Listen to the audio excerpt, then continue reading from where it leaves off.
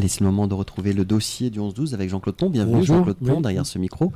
Je rappelle que vous êtes membre très actif d'Artisans du Monde Saint-Malo. Vous vous intéressez au commerce équitable. Et justement, aujourd'hui, vous allez nous parler de la quinzaine du commerce équitable Oui. du 13 au 28 mai. Oui, alors ça, c'est la quinzaine de commerce équitable au niveau national. Hein. C'est depuis 2001 ça a été créé en France par la plateforme du commerce équitable. Et donc tous les ans, au mois de mai, il y a 15 jours, c'est l'occasion d'entendre un petit peu parler commerce équitable dans les médias, par exemple, dans les articles dans les journaux, à la télé. Le restant de l'année, c'est un peu un parent pauvre, à part sur RPV.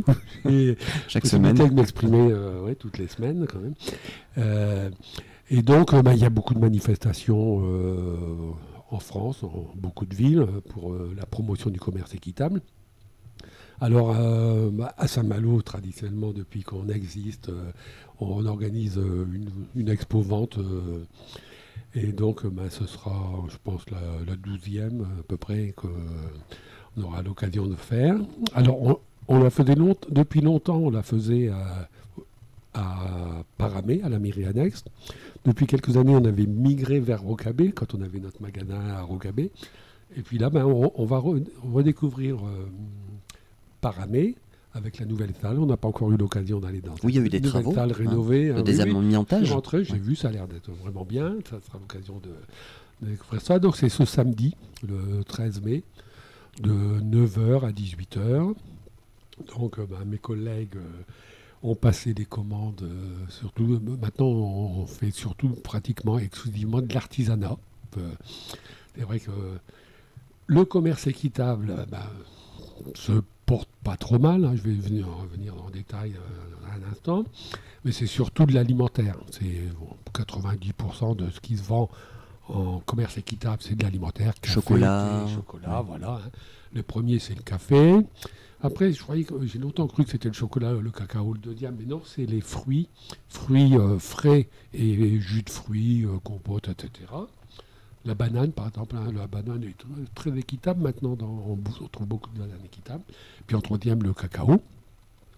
L'artisanat, par contre, c'est le parent pauvre. Hein, et nous, Artisans du Monde, on est une des seules possibilités en France d'acheter de l'artisanat équitable. Hein, parce que, j'ai déjà expliqué plusieurs fois, mais l'alimentaire, c'est facile d'avoir le label, d'avoir un label équitable sur l'étiquette, etc.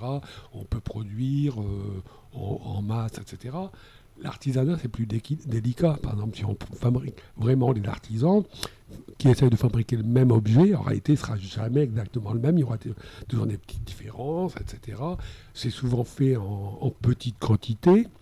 Donc, l'objet artisanal par lui-même ne peut pas être labellisé. Ce qui est labellisé, c'est l'association, la coopérative d'artisans.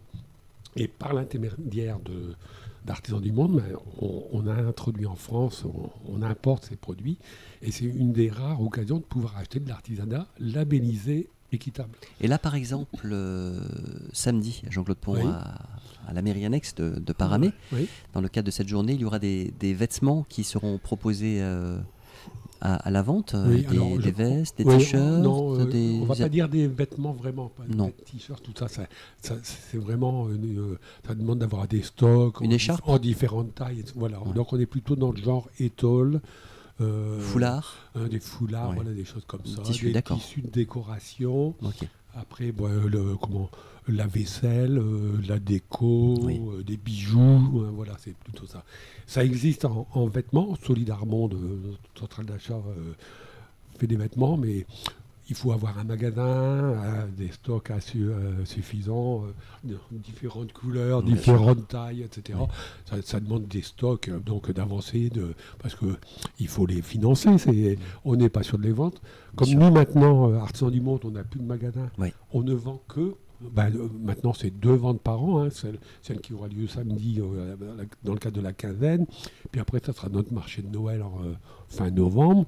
Le reste du temps, si on a des choses qui nous restent en stock, ça ne marche pas. Bien sûr. Donc là, on travaille beaucoup avec un système de dépôt-vente. Notre centrale d'achat, sachant nos problèmes, nous met en dépôt-vente des produits et on renvoie tout ce qu'on n'a pas vendu. C'est notre seule façon de pouvoir subsister maintenant. Et les personnes peuvent éventuellement commander. Est-ce qu'il y a un Alors, catalogue ou se rapprocher de vous pour alors, il y a toujours un modèle Oui, si, comment Artisan du Monde, on a un catalogue alimentaire qui est très fourni, un catalogue artisanat qui se renouvelle tous les ans, etc. Donc les gens peuvent commander directement sur le site internet de Solidarmonde, Artisan du Monde, ou alors en passant par nous, on fait quand même des commandes régulières et des possibilités de...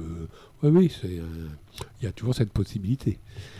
Vous vouliez donner quelques indications concernant le commerce équitable en France, sur ce qu'il pèse entre guillemets. Alors, commerce équitable, je rappelle, déjà, c'est un label. C'est important d'avoir le label équitable. Alors, bon, pour les gens, c'est pas toujours facile dans les magasins, mais bon, en alimentaire, par exemple, c'est Max Havelaar le leader, le leader. Le plus connu.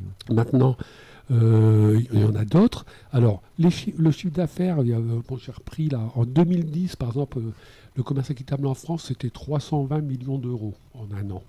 Et là, dans les années 2020-2021, on est passé à 2 milliards. En 2021, donc une belle progression. Ah oui, effectivement. Alors, ça t'explique. Il y a la crise sanitaire qui est passée par là, qui a sensibilisé peut-être... La sensibilisation, c'est vrai qu'on estime que le commerce équitable est connu à 98% des Français, des consommateurs.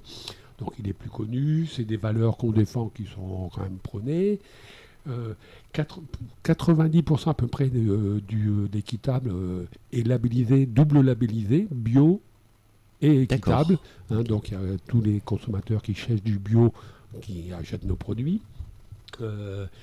Alors oui, la progression elle s'explique aussi en partie parce que depuis 2013 et la loi sur l'économie circulaire, etc., il y a le commerce équitable Nord-Nord, c'est-à-dire des produits fabriqués en France qui peuvent être maintenant labellisés équitables à partir du moment où ils répondent aux mêmes critères que le commerce équitable Nord-Sud.